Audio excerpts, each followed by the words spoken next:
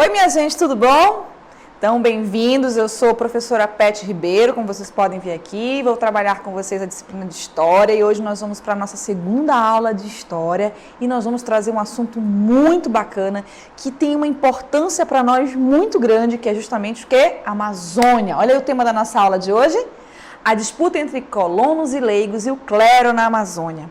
Os tratados de limite entre Portugal e Espanha na Amazônia. Então, como vocês podem ver, nós já falamos aí disputa. Por quê? Porque, gente, olha aí. Tem a oportunidade de sair de casa? Olha a grandiosidade desse lugar. Olha esse estado. Olha essa beleza. Olha o tamanho desses rios. Maiores bacias hidrográficas do mundo, maiores conjuntos de arquipélagos do mundo, maiores rios do mundo, né? Então, isso tudo, desde sempre, atrai a atenção, atrai a curiosidade, atrai os olhares e atrai os interesses, né? Então, vamos lá ao nosso primeiro conceito. Olha aí. O sertanismo na Amazônia. Durante a União Ibérica, que aconteceu entre 1580 e 1640, definiu-se duas colônias portuguesas na América. O Brasil, não éramos Brasil? Não, conseguido pelo Tratado de Tordesilhas, e o território que hoje corresponde à Amazônia brasileira, conseguido devido à entrada dos portugueses em territórios a oeste da linha de Tordesilhas. Para isso, trouxemos um mapa para vocês, para clarear essas ideias. Olha aí, vocês conseguem ver no mapa, só um minutinho, tá, gente? Que tem uma linhazinha amarela. Essa linhazinha amarela aí, ela é um meridiano. Mas ao lado dela, vocês vão ver uma roxa. E aí vocês vão ver o mapa do Brasil. Para o lado do litoral, onde é ali banhado pelo Oceano Atlântico, era o Brasil, que pertencia à coroa portuguesa. O restante, onde está inclusive o nosso estado hoje, pertencia à coroa espanhola. Então, durante a União Ibérica, Portugal não tinha um rei efetivo, um descendente direto, então o rei espanhol usou do seu direito de parentesco com a coroa portuguesa para dominar todo esse território. Então, inicialmente, o nosso processo histórico ele é casado com a coroa espanhola e não com a coroa portuguesa. Então poderíamos estar falando espanhol uma hora dessa? Não sei se ia ser tão bom assim, né? Vamos ver então? Olha só, esse território sempre foi muito grande e muito vasto. Então, por isso era necessário expedições para que pudesse haver um controle sobre ele. Não era só Portugal e Espanha que estavam interessados aqui, gente. Franceses, holandeses, ingleses, há vários documentos que provam que esses países estiveram aqui pelas calhas dos nossos rios, tá bom? Mas, vejam bem, Portugal tinha um interesse muito maior. Por quê? Porque eles já ocupavam o litoral. Os espanhóis não tinham muito interesse. Por quê? Porque os espanhóis queriam ouro. Queriam prata, e na nossa região isso não existia, propriamente dito. Então, eles se ocuparam com outros territórios. Então, vamos lá ao nosso texto. O sertanismo na Amazônia. Neste período, ocorreu a expedição de Pedro Teixeira. Para quem mora em Manaus, é o nome de uma avenida muito importante ali, não é? No Dom Pedro, que tinha o objetivo de conquistar toda a calha do rio Amazonas e seus afluentes para os domínios lusitanos. Para quem esqueceu, toda vez que eu falar lusitanos, eu estou me referindo aos portugueses, tudo bem? Então, veja bem, a função dele era simples, era básica. Era só conquistar todo o rio Amazonas. Quem é o rio Amazonas? O maior rio do mundo. Não é? Imagine isso lá no século XVII. Trabalhão, né? Mão de obra. Porém, a expedição de Pedro Teixeira ela vai ser fundamental para delimitar, para mapear, para conhecer essa região. E a expedição dele ela vai ser muito efetiva para o domínio da coroa portuguesa aqui. Tá? Ela levou em torno de 2 anos e 2 meses para ser concluída, porque ele vai até o Peru e ele retorna. E trouxemos aí justamente já um mapa de ocupação que é justamente baseado nas expedições de Pedro. E eu gostaria de pontuar para vocês aqui rapidamente, aguardem um minutinho que eu estou chegando aí com vocês. Só um minutinho. Como vocês podem ver nesse mapa, nós temos umas cruzes e uns fortes. Justamente porque Pedro Teixeira ele vai mapear para mostrar os locais exatos para as construções de fortalezas, de fortins também, como eram chamados. Um dos mais importantes, que é quando a gente diz que a nossa região surge para Portugal, vai ser aqui onde hoje é Belém, tá? Porque aqui, dia 12 de janeiro de 1616, é criado o Forte do Presépio. Então, a partir daí, a Amazônia começa a pertencer literalmente à coroa portuguesa. E vocês podem ver esse aqui, muito importante, São José, que é onde hoje está a cidade de Manaus, e eles vão se espalhando, certo? Essas cruzes, elas identificam aí as missões religiosas. Os religiosos vieram em grande quantidade para essa região. Por quê? Vamos lá então? Volta aí o próximo texto para nós. Vou já contar para vocês. Tudo bem? Olha só. Terminando aí sobre a expedição de Teixeira. Essa expedição detalhou os segredos geográficos da região, como eu disse a vocês, necessários à navegação. Então, como ele subiu e desceu o rio Amazonas, ele conseguiu observar os rios afluentes, quem eram os maiores, quem eram os mais pesados, aonde eram os mais largos, aonde os índios estavam, quem eram esses índios, ok?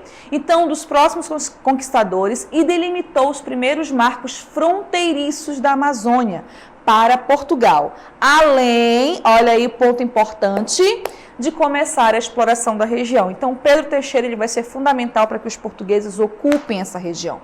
Então, ele vai demarcar, ele vai dizer, olha, aqui tem uma etnia tal, aqui tem um grupo tal, esses aqui são mais amistosos, esses aqui não são nada amistosos, eles são bravos, eles guerreiam entre si. Então, ele começa a trazer essas observações que vão ser muito importantes para o processo de colonização. Quero só mostrar para vocês a imagem que está lá no lado. Aí, ó, temos aí um índio Mura inalando paricá, que é uma espécie de alucinógeno que era usado nas celebrações, tudo bem? Então, vocês podem observar aí que a nossa região, ela atrai muita curiosidade. Mas vocês viram no mapa também, além daqueles fortes, que é justamente as expedições militares, porque terra, lembram lá no primeiro ano, quando vocês viram ali no ano passado, que tem ali o surgimento da ideia de que quanto mais terra eu tenho, mais importante eu sou. Então, Portugal vendo a Espanha dominando ali, né, onde hoje é a América Latina, onde hoje é a Argentina, a Chile, e que eles pensaram, não posso ficar de fora desse negócio, tem muita terra, então eu vou lá ocupar essa região.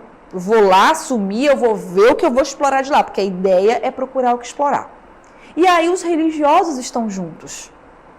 Quem aí já viajou ao interior, já observou que quando você chega no interior, seja ele qual for, aqui na nossa região, no nosso estado, tem uma igrejinha católica de frente para o rio. Não é verdade? Então isso prova essa presença dos religiosos desde o século XVI e XVII. Vamos lá ao próximo texto? À medida que os territórios iam sendo invadidos, novos fortes foram construídos e próximos a eles se estabeleciam as missões religiosas. Quem eram esses grupos? Vamos continuar a próxima leitura. Geralmente, essas missões ocupavam as margens do rio Amazonas e compunham-se por membros de ordens religiosas como jesuítas, mercedários eram espanhóis, tá, gente? Observação. Franciscanos e carmelitas. E ali nós temos um mapa que mostra como é que era organizado esses núcleos religiosos. Vejam bem, voltem aqui para a professora rapidamente, antes da gente ir para o mapa. Olha só, muito importante, gente. Esses religiosos, eles tinham uma outra função. A função deles não era construir fortes, não era trazer grupos militares, controlar a região. A missão deles era controlar as pessoas da região. E para isso eles usavam da religião principalmente. Qual era a religião desses grupos? A religião católica. Qual era a religião dos grupos indígenas, dos povos indígenas aqui? Eles eram politeístas. Eles acreditavam nos elementos da natureza como seus representantes religiosos. Isso está errado? Não. Mas na visão do europeu, eles eram pagãos, eles não tinham salvação. Tudo que vinha desses grupos, desses povos indígenas, era considerado errado. E nós sabemos, eu e vocês, que não tem nada de errado. Existem grupos e civilizações diferentes. Mas a gente está falando, né, de pessoas que estavam ali no século XVII. E aí eles iam ocupando, conhecendo, usando de práticas para converter esses grupos indígenas. Quando não era por bem, era por mal. Vocês vão ver mais para frente. E eles modificaram a língua e a religião desses povos. Trouxeram os costumes europeus para estes povos, que já viviam aqui há muitos anos de forma harmoniosa, em muitos casos, de forma não harmoniosa em outros. Tudo bem? Nós temos aí o nosso próximo texto. Então, olha aí. A catequização realizada por essas ordens religiosas tinha o objetivo de convencer os indígenas a abandonarem suas crenças e se tornarem cristãos. abandonando seus costumes e tradições e adotando os hábitos e valores do invasor europeu. Esse desenho aí ao lado, essa imagem, ela é muito importante porque ela é um retrato fiel de como era uma missão religiosa. As igrejas, aí tinham vários galpões que era onde eles iam aprender artesanato, a música, aprender a língua. Então, olhem aqui para mim rapidamente. Vocês imaginem que esses grupos viviam divididos em famílias, muitas famílias numa única maloca. O religioso vendo isso, não, vocês vão casar com uma única pessoa, vão ter uma família e morar em pequenas casas ali, divididas em departamentos, como são as nossas casas no dia de hoje, acabou-se. Eles aceitaram isso facilmente, professora? Nem todos. Como eu falei para vocês, aqueles que não aceitaram por bem, aceitaram por mal. Vamos continuar? Agindo contra todas as culturas dos povos da Amazônia, os religiosos diziam que estavam civilizando os nativos, porque entendiam, como eu falei para vocês, como civilização apenas as culturas europeias. A forma como os aldeamentos eram construídos era um reflexo de aculturação dos povos nativos. A aculturação, gente, é quando eu imponho a minha cultura sobre o outro. É quando eu tiro a cultura do outro, não respeitando o que ele é, não respeitando a sua importância e tudo aquilo que ele construiu durante milhares de anos. Vamos lá? Além dos missionários, nós temos os colonos leigos. Quando vocês ouvirem essa palavra leigo, é aqueles que não estão associados a ordens religiosas. Também participavam desse processo de colonização e se especializaram em explorar a mão de obra indígena para a extração das drogas do sertão. As drogas do sertão eram justamente as grandes riquezas da região. O urucum, a canela, os nossos peixes depois, o óleo que era tirado de alguns animais, como por exemplo o peixe-boi. Então tudo isso vai chamando a atenção da Europa. Sabores novos, cores novas. Então isso começou a ser explorado na nossa região. Como Portugal, olha aí, não encontrou ouro e prata na Amazônia, que eu falei lá no início, as drogas do sertão foram as riquezas escolhidas para serem exploradas. Olha o querido Guaraná, castanha do Brasil ou da Amazônia, não é verdade? Plantas, ervas, raízes, óleos essenciais, madeiras, alimentos estimulantes, temperos, resinas, gomas, fibras, ovos e manteiga de tartaruga. Eram as drogas do sertão. Ah, mas senhor, isso aqui tem aqui em casa aqui. Uma copaíba mandiroba, guarde, salve, né? Sua copaíba e sua mandiroba. Mas ela aí já foi motivo de exploração dessa região. Vamos lá? Colonos leigos e missionários tinham objetivos diferentes na exploração indígena. E por isso acabaram entrando em conflitos em vários momentos. Olha aí por quê? Porque eu já expliquei lá na frente. Os religiosos não estavam aqui para dominar o território, apesar de terem muitas terras e muitas fazendas. Eles estavam aqui com uma missão maior, em nome da Igreja Católica, para conseguir o maior número de adeptos possíveis ao catolicismo. Por quê? Porque lá na Europa a Igreja Católica vivia a reforma religiosa. Então muitos católicos estavam se convertendo às outras religiões cristãs. E isso trouxe um prejuízo para eles lá. Então, vamos em busca de novos, não é isso? Vamos lá? Neste contexto, os missionários saem em vantagem com a assinatura de documento que dava o direito de tutela dos índios, que era o Regimento das Missões, o nome desse documento, tá? Vocês vão já ver. Então, o que acontecia? Os índios podiam ser capturados aos missionários portugueses e certificava-se o direito de posse de 20% dos escravos à coroa portuguesa. Então, a ação dos missionários, queridos, ela era legalizada. A coroa portuguesa legalizou, eles acreditavam na igreja, então, vamos lá. Por quê? Porque eles tinham um controle muito maior sobre essas pessoas. Eles mudavam o nome das pessoas, tiravam seus nomes indígenas, batizavam numa nova religião. Então, isso vai fazendo com que essas populações, esses grupos indígenas, tornem-se portugueses de alguma forma, nem que fosse no nome, né? Então, vamos lá? Assinado em 21 de dezembro de 1686, o chamado Regimento das Missões, documento que autorizava a junta a praticar os descimentos. O que eram descimentos? Vamos lá no meio, chamar os índios, convencê-los a sair das suas aldeias para morar nas missões. Tropas de resgate. O que era tropas de resgate? Era quando os nossos ancestrais aqui, alguns grupos, eles lutavam entre si. Eram guerras intertribais que respeitavam uma certa ordem, um certo período. Não era à toa, eles tinham uma organização. Então, aqueles prisioneiros, os missionários iam lá resgatar e já traziam para as suas missões. E a outra forma está aí no final, olha aí, guerras justas. Guerra contra as nações indígenas que se recusaram à catequese. Então, se você não quer por bem, nós vamos lá e você vai ser aprisionado. E na imagem mostra aí esse aprisionamento, tudo bem? Bom, gente, para organizar todo esse território, é necessário tratar para que isso possa se organizar de alguma forma. Vamos falar em dois muito importantes aí, vamos lá? Olha aí, Tratado de Utrecht de Madrid. Com o fim da União Ibérica, Portugal e Espanha decidiram optar pela diplomacia ao invés de uma guerra, para resolver as questões da ocupação da América. Foi utilizado o princípio do ut possidetis, ou seja, aquele que estivesse ocupando um território é reconhecido internacionalmente como seu legítimo proprietário, não é? Então aí o que acontece? Portugal vai ocupar legitimamente a região amazônica. E é por isso que nós falamos aí a língua portuguesa, né, gente? A partir disso surgiram os tratados de Utrecht, de 1713, e o de Madrid, que vão definir não só questões aqui para nós do norte, mas também as questões lá no sul, porque também era uma área de conflito aquela região entre espanhóis e portugueses e também conflitos entre religiosos, tudo bem? Queridos, olha aí que bacana, né, estudar a Amazônia, e nós vamos agora à nossa DLI.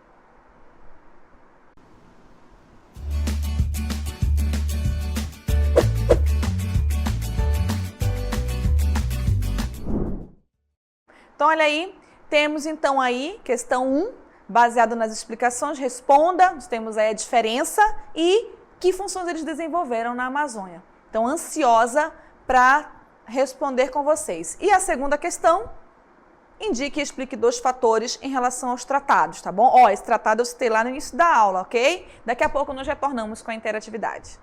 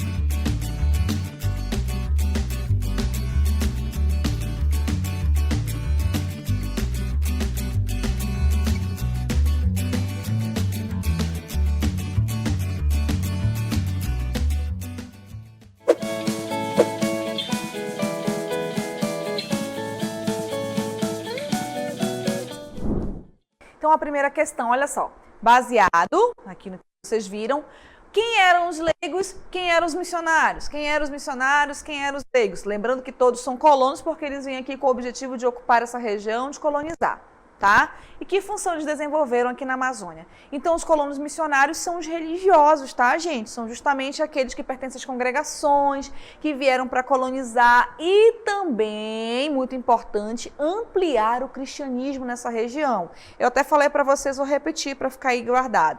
Lá na Europa acontecia a reforma protestante, então muitas pessoas estavam se convertendo a outras religiões cristãs. Então os católicos, a Igreja Católica percebeu que era hora de procurar novos católicos para a conversão. E aí a região amazônica fez parte desse processo. Não só ela, tá, gente? A gente está falando ali de continente americano todinho. Os leigos, eles pertenciam, tá? Eram portugueses na sua maioria, mas não pertenciam ao clero. Tudo bem? E qual era o objetivo deles? A gente vai ali, imagina, água, verde, um monte de coisa para se descobrir. Eles vinham em busca de riquezas e muitos enriqueceram através da extração das drogas do sertão. Um ponto muito importante, tá bom, gente, que eles usavam muito da crueldade também. Mas veja bem, se nós vamos pensar crueldade, os religiosos também, porque eles mudavam a língua, eles mudavam a religião, eles invadiam as aldeias quando elas não aceitavam, através das guerras justas, a conversão ao catolicismo. Então aí nós temos, quando a gente vê os nossos indígenas hoje lutando para manter a sua identidade, para manter sua autonomia, lembrem-se que esses povos já vinha aí há 500 anos resistindo bravamente contra esse processo de colonização. Tudo bem? Vamos à próxima questão? Indique e explique os fatores que esclareceram a invalidação do Tratado de Tordesilhas, lá do século XV, 1494, ao longo processo de colonização. Tá bom? Então, olha aí, entre os fatores que explicam tal invalidação, nós destacamos a União Ibérica, porque veja bem, o Tratado de Tordesilhas, assinado em 1494, ele dividia aquele mapa que eu mostrei lá no início, lembram? Mas aí, quando Portugal ficou sem rei, e aí o rei espanhol ocupa essa função, o que acontece? Ele não tem mais validade, não é verdade? Nós vamos ter aí o período da União Ibérica, que estabelece essa junção de laços, tá bom? Então, o que nós podemos observar aí? Que isso também facilitou a entrada dos bandeirantes ali na região sudeste, a região centro-oeste, e os jesuítas na região amazônica, dando ao final, olha aqui para a professora, dando ao final, através dos tratados de Utrecht e Madrid, a região amazônica para a coroa portuguesa. Queridos, foi um prazer e quem sabe a gente se encontra aí mais para frente. Até mais!